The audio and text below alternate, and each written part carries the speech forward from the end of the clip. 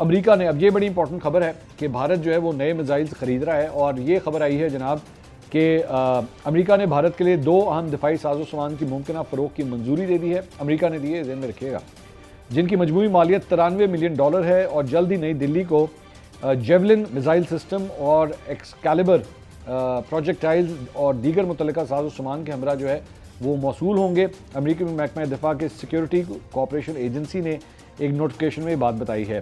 DSCA جو اس ادارے کا نام ہے، اس نے کہا ہے کہ جی امریکہ محکمہ خارجہ نے جیولن میزائل سسٹم اور متعلقہ ساز و سامان کی ممکنہ فروخت کی منظوری دے دی ہے، جس کی لاگت کا تخمینہ $45.7 ملین ہے۔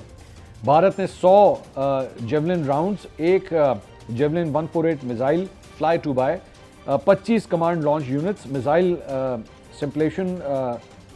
سیمولیشن راؤنڈز، اسپیئر پارٹس اور لائف سائیکل سپورٹ سمیت دیگر اشیاء کی جو ہے وہ درخواست کی ہے۔ سو بیسکلی انڈیا بھی جو ہے وہ اپنے ہتھیار بڑھا رہا ہے اور امریکہ اسے جو ہے وہ سپورٹ کر رہا ہے۔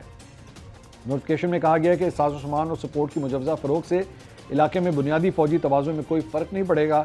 یہ مجوزہ فروخت بھارت کی موجودہ اور مستقبل کے خطرات سے نمٹنے کی صلاحیت کو بہتر بنائے گی، کیونکہ یہ پریسیجن صلاحیت والا ساز و سامان فراہم کرے گی جو اس کی بریگیڈز میں پہلی ضرب کی درستگی کو بڑھا دے گا۔